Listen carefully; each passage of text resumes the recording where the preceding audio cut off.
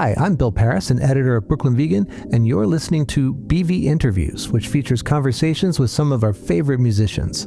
This week, we're talking to Ewan Manning of Irish band Cardinals, who just released their terrific debut album, Masquerade. We talk about the band's unique sound, which hinges on his brother Finn's accordion playing, and making their album at London's Rack Studios with producer Shrink. Other topics of conversation include getting open for the Pogues in Boston, being part of Fontaines DC's massive show at London's Finsbury Park in 2025, their first trip to New York, 5 albums he thinks everyone should own, and more. So let's get into it, shall we? Here's my conversation with Cardinals' Ewan Manning.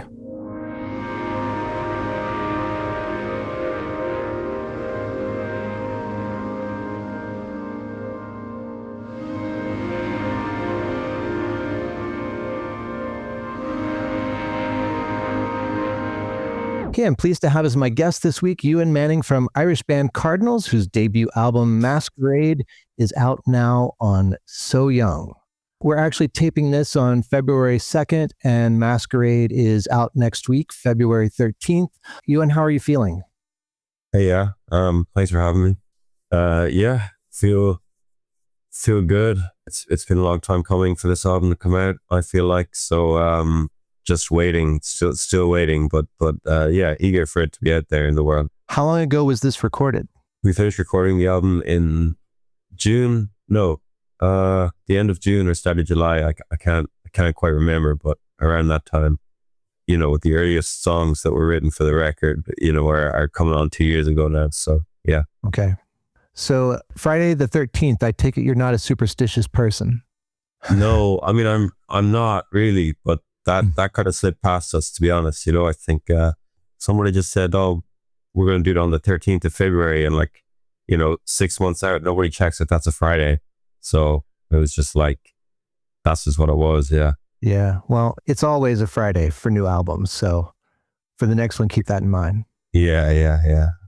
But yeah, no, it's fine. Yeah. I mean, the worst part is it's the day before Valentine's Day and we have to go on our record store tour. So some of us are in the bad books that way, Well, hopefully your partners will understand. Yeah. So, yeah. I saw you all for the first time in Oslo. It was like one of these after shows for the Oya Festival. I'd never heard of you, and I was talking to an NME writer earlier in that day, and he convinced me that I should go. I was super jet lagged, and I was kind of trepidatious, but I ended up staying the whole show. That's cool. I didn't know that. Did we meet that night? I don't think so. No, yeah. There weren't a whole lot of people there, but... No, there's about 12 or 13 maybe. Maybe that's even generous, Yeah, Oya was so cool. Obviously that was the Oya by Night sort of side festival thing, but as a city, that was our first time in Oslo. Yeah, that was amazing. We liked that show, even though it was 13 people in a basement. It was kind of nice, Yeah. Did you actually get to go to the festival that day or the next day? Yeah, I think we went that day because I think we left the next day, but we saw PJ Harvey, which was really cool. Mm-hmm. Pulp played, I think. Who played? Pulp, I think. Yeah, I think we missed Pulp, but we definitely saw PJ Harvey. I'm trying to think if we saw anyone else. I don't think we did. Maybe just PJ Harvey because we were kind of in and out that day because of load-in and stuff, but pretty cool, very cool. Yeah, neat festival, and it's dead in the center of town, and it was very easy to get in and out and do some city stuff at the same time. Yeah, and you got the fjord coming right into the city, so you can just go in for a swim or a sauna or whatever. It's right. I love it. I can't wait to go back.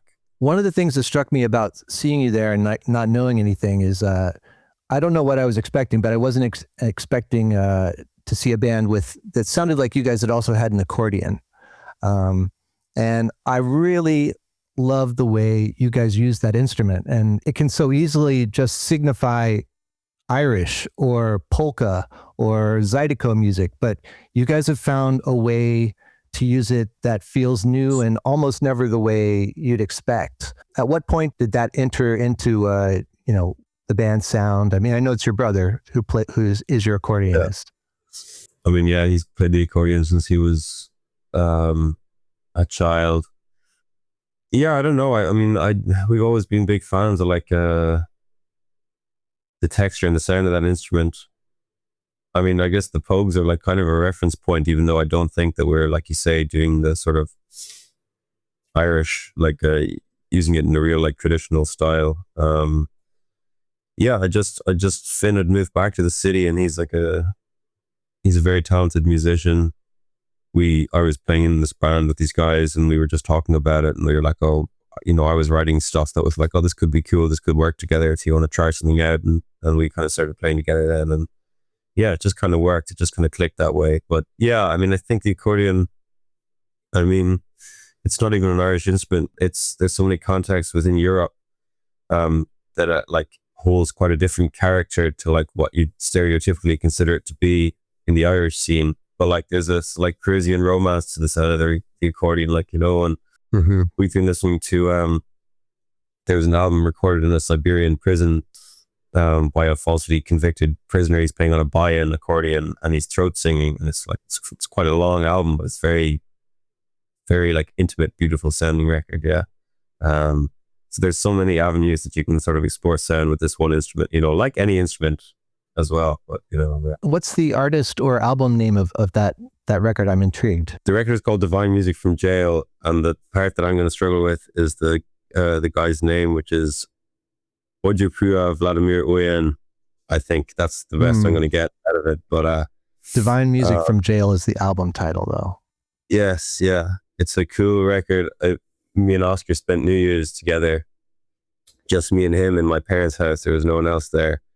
We just listened to that record on the speaker, and just as we rang in the new year and just had a few drinks. Yeah, it was nice. Between like the whichever accordion he was using and the throat singing, I imagine it's a very drony record.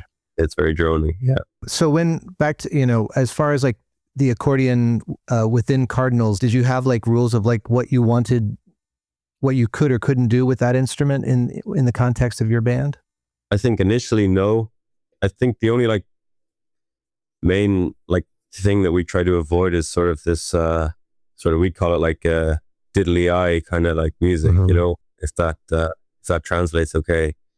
Just like the kind of Dropkick Murphys kind of approach to using traditional instruments in like a punk setting. We really wanted to avoid that, which I think we've done successfully. I hope we've done successfully. You have. And then outside of that, we tried not to put too many boundaries on it, because I think just having the accordion in the first place is kind of a boundary in and of itself that you kind of have to learn to write within. So we tried to push it out a little bit, and try to get a bit experimental with it. Obviously the accordion, it's got its bellows, like it's a wind instrument. There's a lot of great sounds that you can pull from an accordion, especially if you're messing around in the studios. You said Finn had played it from a young age, and you've also got your cousin Dara in the band as drummer. Are the Mannings, did you come from a very like musical family? No, not really. I mean, our parents are into music, but they're not musicians. So it was kind of me and Finn that sort of ended up influencing each other's taste and passion for learning instruments and stuff, But, yeah, we were definitely encouraged by our parents, but it wasn't, it didn't necessarily come from them, I would say. When did you first pick up a guitar, if that was your first instrument? It wasn't. My first instrument was, I played the fiddle, and then I played the drums, and then I picked up a guitar only when I was probably 16 or 17, I'd say. So yeah, I passed through a couple of things. I drummed in bands for a while, and... You were saying that early on, there were like less boundaries, or maybe you said more, I can't remember which. I think like your EP from a couple years ago, I can still sort of hear you finding your sound across those 6 songs, but Masquerade is a very cohesive record while still showing Cardinals' range of what you guys can do. The EP is like, some of it's like really straight kind of indie rock stuff, and some of it's bridging the gap between what the album is now and those songs that we were doing on the EP. Yeah, but I mean, I think, even on the EP, the poppier stuff, it's useful, I think, to have a bit of a pop sensibility, my favorite songwriters have always had that little knack for being able to write something that has a little bit of a poppy hook to it or whatever else, I've read that this album was created with vinyl in mind, with a distinct side A and side B. it feel like side one definitely has more of like the poppier songs, and maybe side two is a little gnarlier. Definitely. I mean, that was like, I think that didn't even come with like straight intention of Okay. sectioning the record, but just sort of, just wrote it, and just the way that we write, I think we find it less interesting to try and like replicate the same song like 11 times. If we're doing like an album or something like that, you know, just to like just to explore different spaces where we can, and I think that's part of why it ended up in sort of an A side, B side. But you know, we didn't shy away from it, because there's lots of albums that we really like that I think have a bit of that going on. So yeah, it was fine for us. We felt okay with it. I would imagine though that changes the track order a little bit, because you know the more CD way is to just do best song, second best song, third best song, and by the time you get to the 10th song, you know, you turn it off. Yeah. I mean, like track listing is something that we think can like make or break an album, to be honest.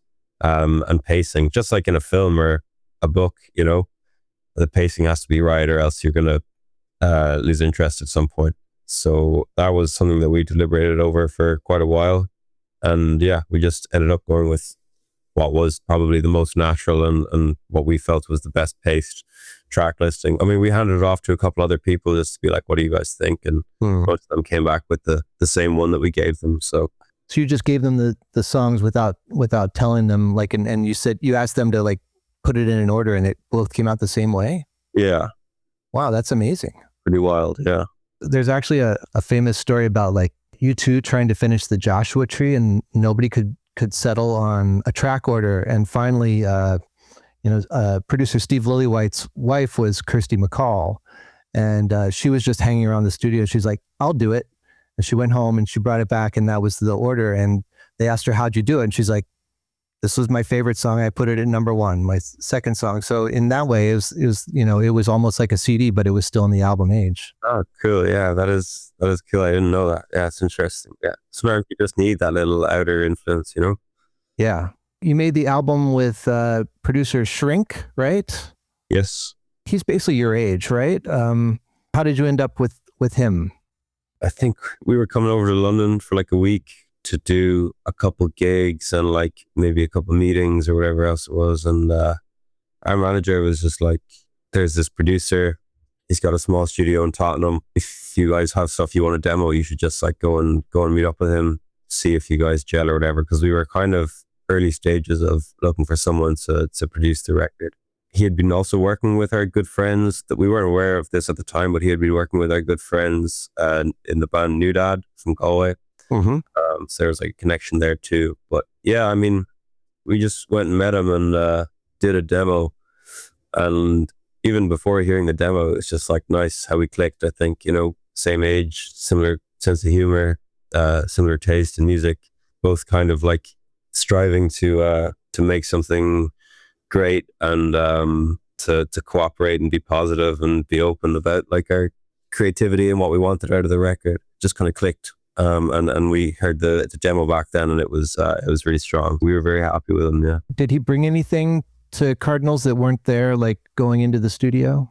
Yeah, I mean, like I think one of our like weaknesses as a band perhaps is we're not yet well versed in the world of engineering or anything like that, and like Shrink kind of gave us the confidence to sort of like sit there and helped us communicate what we wanted to the people, the engineers and stuff we were working with, and to get the sounds and the tones that we wanted to do in the way that we wanted to do it.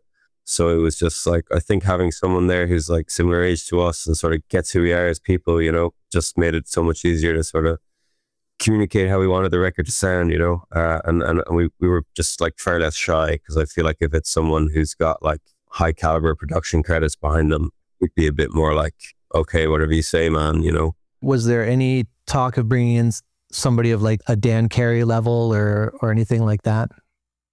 Yeah, I mean, like, I suppose I think we shot that idea down fairly early, you know. We wanted someone who was almost like in our position, where it was like there was like a young kind of passion and like a real like yearning to like make something of their own, rather than going with someone who had already sort of secured their credentials and could just sit back a bit more into the project. We wanted someone who was there to like kind of, push it forward and share a similar passion that we had about it being as it was like our debut album, So we kind of shot down that idea pretty early, I think. You recorded at London's RAK Studios, RAK Studios. There have been like so many famous records made there, especially in like the 80s, I feel like. The Smiths, the Jam, the Pogues, Ultravox. Could you feel any of that musical history? Like, I don't think you can feel it. I think like the people who work there will constantly bring up like, the people who were doing stuff in there in the 80s and 90s. We got to play a guitar that supposedly Stairway to Heaven was recorded on this guitar. I don't think it's actually true. I think we looked it up and it wasn't the same guitar, but it was still a beautiful guitar, I think. No, I don't know. We tried not to like have that in our heads as we were going into it. Don't think you need that pressure alongside everything of a debut album. Just, head down. I know there are 4 studios there. Which one were you guys in? We were in Rack 2 for most of it, and then we spent a couple of days in Rack 1 as well. Yeah, both very cool, very productive rooms. It's a great space. Like they have a townhouse right next to it as well. So we just like rolled out of bed every morning and stepped straight into the studio for the full day. Right. No traveling involved. So yeah, no, it was, it's a great space. All right. Yeah, I was going to ask, I knew that they had like accommodations and is that just included with using them? I think our manager has struck us a pretty good deal, to be honest, which was very helpful as a band that, is still finding its money. Was there anyone else recording there while you were there of note? Yeah.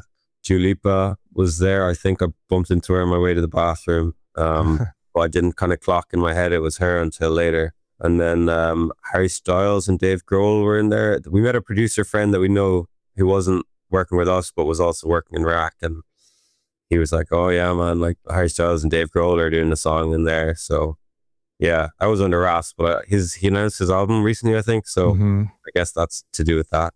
That's cool. Yeah, I guess. Yeah. Yeah. How long did you spend at Rack? So we did 2 days there in April, and then we did 8 days there at the end of June, and that was it. So 10 days split that way. That's pretty quick. Pretty quick. More than a song a day, because we recorded 11 but put 10 on the album. 10, a very classic track length, I feel like, for an album. I don't know where I'm going with that. Did you record mainly live? Yes. Yeah. Yeah. I mean, like Rack's got great live rooms, and we just wanted it to be, because we practice and play like in the live setting. We are a band that cares very much about the live show. So yeah, we just wanted to keep that like looseness about us. So it was like very much no clicks, or rarely use a click, just have the like sloppiness and unkemptness of doing a live take together. Yeah. Mm-hmm. I would say that you can feel the swagger on Masquerade, and maybe that's part of it. Nice. Well, thank you.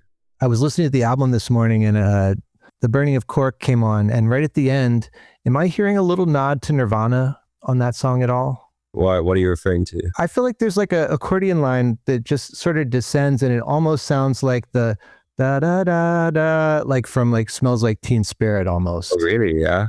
I mean, I would say the song definitely like owes something to grunge music, probably. But I don't know. Yeah, it wasn't in our heads, but yeah, if you heard it, then maybe it is there. Like I stopped and I was like, what is that? And I had to like re-listen like 3 times, and it's like, oh, that's what I think I'm hearing. But yeah, fair, yeah. Good melody. Again, like they're a band that like knows how to like get angsty, but always sort of has like a pop hook down underneath it. For sure they do, yeah. Yeah. I don't know anything about the Cork scene these days. When I think of the bands that I know from Cork are all from the either 80s or 90s, like the Franken Walters or Micro Disney, or there was a super weird band called Stump. But what's going on in Cork these days? Some great bands there. Yeah, by the way. Cork at the moment, yeah. I mean, when we were like doing our sort of like DIY thing in Cork before we started like touring a little bit more around the place, it was, which is how I knew the scene best, I guess, because I was going to lots of shows and playing lots of shows. It was just super vibrant, new bands popping up all the time, people looking for new places to play all the time, new venues. It was, people helping each other out with amplifiers and practice spaces and lending each other guitars and stuff. There's a couple of great artists at the moment in Cork. Pebble Ash, this like dream poppy, like shoegazy kind of overused genre term at the moment, but yeah, they're fantastic, worth checking out. And there's a singer-songwriter, he's like a folk singer called Ruri, who's also very talented, very great. Yeah, but you may have to spell that one for me. Yes, that is RUA and RI Fada, which is like the tick over the top of the yeah. Anybody else you want to shout out? I'm less part of like the scene there at the moment because we travel a lot, and it's hard to like keep an eye on what's happening or like have your ear close to the ground when you're away so much. Gene Pack are a great cool group as well in Cork. But yeah, I mean, I'm less there. So like if you asked me that 3 or 4 years ago, then I would have had more bands for you. But I understand. Some have since broken up or gone away or whatever else. Yeah. So it's like a college town? Yeah, it is. It is, yeah. But but there's like a good mix of people who are in bands in college and then with the people who are just from Cork and living in Cork. Yeah. Speaking of like touring more, you guys have gotten to be on a couple amazing bills in the last year. That one in the US, you opened for the Pogues in Boston. Yeah. And Boston is basically the Dublin of America. Yes, in a lot of ways. Yeah, the Irish Quarter. Yeah. Yeah, that was super cool. Like they're one of our favorite bands through and through for all of us. So, to be asked to do that was super special. It's like a reconfigured Pogues. I saw one of the New York shows. Oh, awesome. Yeah. So, I mean, an amazing lineup of like ringers they got to play with them. We do, yeah. Like loads from sort of contemporary Dublin folk scene. Actually, like heavy hitters like Lisa O'Neill, is amazing. James Walburn. Yeah, John Francis Flynn is fantastic as well. There's so many, and then it's a big band, it's a big touring party. Like there's a lot of work goes into it, but they were great to play with. Yeah, I mean, like just like special, just to stand side stage watching essentially our heroes. And yeah, I mean, that was definitely probably the coolest gig we've played and maybe ever will play. I don't know. How were you received? I don't know. I feel like half the audience were like, "This isn't what I signed up for," and then the other half were like, "Okay, yeah, this is interesting. I can maybe listen to this." Yeah, it was funny. Like the Boston show, it was kind of a festival, so we played alongside Just Mustard as well. Do you know Just Mustard? Yeah, I do know Just Mustard, and I've seen them. So yeah, they're amazing. Like they're one of our favorite bands ever. But for a crowd that came to see like the Pogues, people were a little bit like, "What the fuck?" And we were like in the crowd, really enjoying ourselves watching Just Mustard set. But it was a funny one. Yeah. Where on the bill were you? That one, we remember like 4 or 5 from the Pogues from the top. The Waterboys were there. Glenn House. Oh yeah. Stuff, yeah. I thought the Waterboys record last year was great too, actually. Really? Yeah. I must admit I haven't listened to it, but I'll check it out, say so. It's a concept album about Dennis Hopper. Oh, wow. Interesting. Yeah. That goes through his whole life basically. And like the songs like about his life in the 50s sound like a 50s song, and the songs from the 60s sound, so there's nothing on it that is a typical Waterboys sounding song. Yeah, that's interesting. So I'll have to check that out.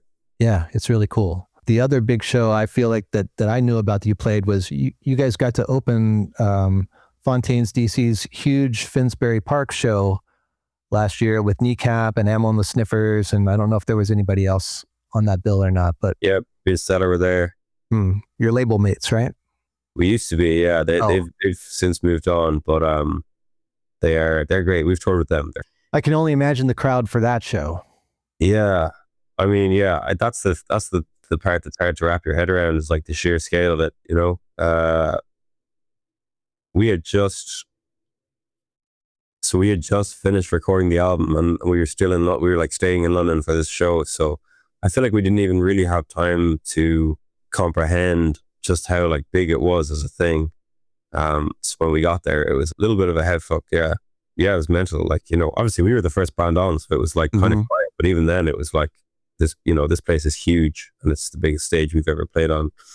Yeah, I mean, it was amazing. I mean, like, it was strange. You know, I think as a band, we are not yet into the idea of playing those kinds of stages. We are like getting to the point where we feel like really comfortable and like quite powerful as a unit when we're in like a club show doing a show for like 300 people.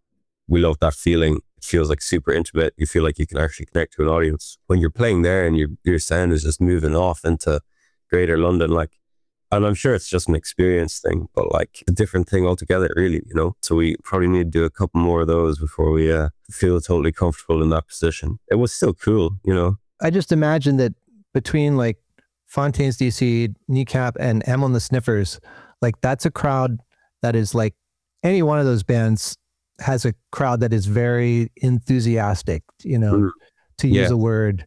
And I can only just imagine, like, as you get up through that, like how insane like the crowd must have been. Yeah, it was just like the growth of energy and crowd size and everything was just like exponential as each next act came on, you know? Yeah. I mean, when Kneecap was on, there was like a real, like, it was vigorous, like it was moving in there, like, you know? I mean, they were coming off of like a very crazy year. They had just probably played Glastonbury, right? And, you know. Yeah, and facing prosecution and in the UK and everything. So it's definitely like, yeah, a cultural moment in time for sure. Yeah, it was cool to be a part of it. And on a just slightly smaller scale, you guys played one of the Brooklyn Vegan day shows at South by Southwest last year. We did do that, yeah.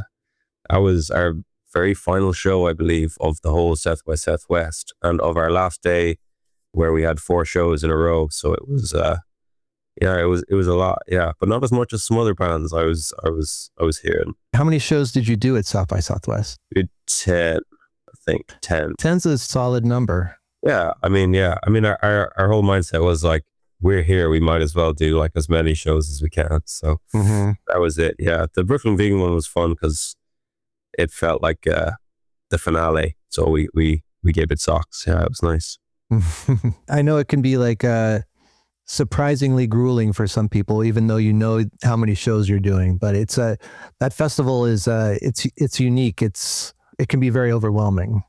It can be. There's a lot going on. I feel like if it was our first time in America and we had to do South by Southwest, that would have been like, yeah, that would have been pretty mental. But no, it was good. The heat kind of kills us. We're not used to that, you know. But yeah, we had a great time with South by. Like, you know, it's Austin's a cool city. For a band that hasn't been around that long, you've done quite a few U.S. shows. Maybe not the middle of the country and nothing too extensive, but you've been over here 4 times, maybe. Yeah, I think that sounds about right. Yeah. And you'll be back here in the spring playing shows leading up to Kilby Block Party, which will be another big festival show for you. Yeah, that'll be fun. That's a good lineup for that one. Yeah, it'd be good to come back in May.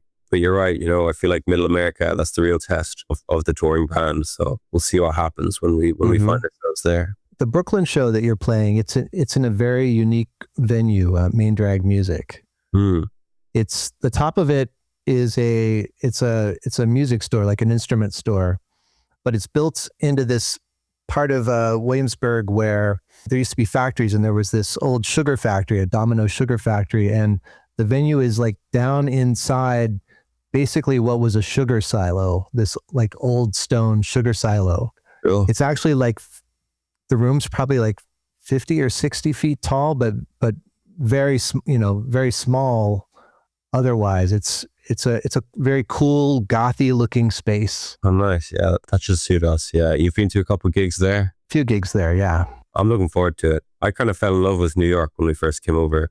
So I always look forward to going back whenever we get a chance. Yeah. When you first played here, was that the first time you'd been in New York? Yep. Any distinct like New York memories or anecdotes from the first time you were here? The first time we were there, yeah. I don't know. I think I just got like, I kind of was walking. We stayed in Manhattan, so I was just kind of walking around Manhattan with like my head in the air for most of it. Like, you know, I was just sort of the scale of it kind of threw me off, and then just going into bodegas and trying to act like a New Yorker by ordering like a bacon, egg and cheese on a roll, you know? Yeah, we drank in like Sophie's Bar in Manhattan. It's like these dive bars or whatever that are like with the jukebox and the pool table and stuff. Yep. So we just kind of tried to act the casual New York band when we were there. Tried to fit in, yeah. And we were like, you know, Union Pool and Berlin as well. We played. Those were those two venues that we played, and it was a lot of fun. Both of those venues are very cool and very like distinct looking rooms and stages. They're very, very unique. Yeah, we loved Union Pool. Something to its character was very, very enchanting. Yeah. So speaking of touring, I couldn't help but notice your summer schedule is conspicuously wide open. Yeah. Things are starting to fall into place. So like we've got quite a few festivals booked, but we're just waiting to announce them. But yeah, we announced this morning that we're going to be playing in Tokyo and Osaka in August for the first time. So really looking forward to that one. That'll be cool. That's exciting. That'll be your first time in Japan? Yeah, for me. Cool. Yeah, for all of us, I think. Yeah. You said that a lot of the songs on this album have dated back, 3 or 4 years. Have you already like written the next one? No. I mean, I think we started writing this album about 2 years ago. Okay. We started writing the second one, but we are nowhere near complete yet. So lots of work to do as well. Amongst all the touring and whatnot, we kind of need to knuckle down when we're home as well. Will you like road test some of those songs perhaps? Maybe. We kind of road tested the entirety of Masquerade. So like if you've been to one of our shows recently, you've probably heard the whole album before we ever released it. So I'm not sure. I'm kind of hesitant. I kind of want to see what the other side of it's like, where you just don't play any of them and then you just land it out there and see what people think and then start playing them. Yeah. So We'll see. Anything else coming up that in the world of Cardinals that we should know about? Just touring and working on new music, I think, for the most part. Yeah. I mean, I'm not sure what else as a band we can do, but if we think of something, I'll let you know. I mean, your record comes out next week. That's got to be pretty exciting. So yeah, that's the main one, right? Yeah. I remember something else I wanted to bring up. I mentioned that I saw you guys in Oslo, but there is another Norwegian connection with Cardinals, your cover art. Yes. Yeah. Done by Oda Sunderland. Yeah, Norwegian artist. She's amazing. How did you come across her work? It was Dara, our drummer. He was listening to an album by a producer called White Armor, and the cover of this was some Oda painting. And he sort of tracked her down, I guess. And I think around the time that he found her, she had either finished or posted this one Fristerin, the cover for our album. We just kind of just immediately got the gut feeling that like this is it, like this kind of had to be the cover. Just all like just washed through us like a wave of emotion very quickly, and we just said this has got to be it. Yeah, there's something about it that feels very, I don't know, visceral, and that's sort of what I think about when I think about Cardinals and your album. It's funny, I think you can pull lots of things from the painting and apply it to the record, but all of that happened way afterwards for us, where it was like this first like wave of like, this just feels right, Mm-hmm. But yeah, then I guess it happens subconsciously, and then you can kind of think about it a bit more. Ewan, I think that's about it. I will ask one last question. It's a top of the mind type thing. We always ask our guests if they can name 5 albums that they think that everybody should own. Oh my God. I know. That's not hard. That's like it's a question. You should have asked me that at the start, and then I could have thought about it the whole time. Oh yeah. I'll just it could be obvious things or... Okay, we're going to start with a New York band, and everybody should own World Coming Down by Type O Negative. Brilliant goth rock record. If you're ever in your head thinking about your own mortality, then go and listen to this record. It's a big one. I think Heartworm by the Irish band Whipping Boy is complete gem of a record. I think it speaks a lot to me about the Irish psyche, maybe the blessing, but also the affliction of being Irish and being from Ireland. So love that record a lot. A recent one that came out that we all really like in the band is called Luker, and that's by Elias Ronefelt and Dean Blunt. Superb record. Production on it's so cool. Vegan, I think, also produced it. So yeah, just love the sound of it. I'm going to do a double whammy on that one, and I'm going to say Plowing into the Field of Love by Ice Age. Yeah, one of my favorite bands and records of all time. What am I at there? 4? You're at 4. One more. You can do it. Oh, okay. I'm going to say this one because we did a cover off of this record recently, and it's one that we really like, and that is Dummy by Portishead. That's I feel like I've named quite a few dark records now, but that's okay. You know, I think everybody needs a little bit of that in their life. Yeah, Beth Gibbons is a amazing vocalist, lyricist, just like so heavy hitting. What song did you cover? We did Roads. Oh, yeah. Yeah, which is also, it's one of the more heart-wrenching ones on the record. Yeah, I mean, super heart-wrenching. All kind of heart-wrenching, but that one is definitely, you feel it when you sing it, like, you know. Yeah. The footage of them doing that song at Roseland Ballroom in New York, have you ever, I mean, that is just... Yeah, amazing. I have that album on vinyl, the Roseland one. It's amazing. Yeah, so good. So Jeff Barrow hates that record. Does he? Yeah? Yeah, he thinks that it was a total failure. Like, really? Yeah, he's a little bit of a curmudgeon though, so... Interesting, yeah, interesting. I've only ever seen people hail it as absolutely amazing, which I think it is, but there you go, you know. He has a love-hate relationship with Portishead's like sort of overnight success. Fair. Interesting. All right, Ewan, I think that's going to do it. Thanks so much for talking with me today. Great, yeah. Thank you very much. It was actually quite a refreshing conversation, so thank you. And we'll see you over here in, is it April or May or? May, yeah, we'll see you in May. Thanks again to Ewan Manning from Cardinals for being on this week's show. The band's debut album, Masquerade, is out now on So Young Records, and be sure to catch them on tour in North America this spring. Meanwhile, you should also check out our other podcast, BV Weekly, where my co-workers Dave and Andrew discuss the week's hot button music news, the latest releases, and more. You can also follow Brooklyn Vegan on social media, and if you liked this episode, be sure to tell your musically minded friends about it, as well as do all those other things, you know, like subscribe, write us a review, give us 5 stars, all that kind of stuff. It really does help us reach more ears. Big thanks to our mix engineer Nick Gray and Michael Silverstein for the theme music. I'm Bill Pearis. Thanks for listening.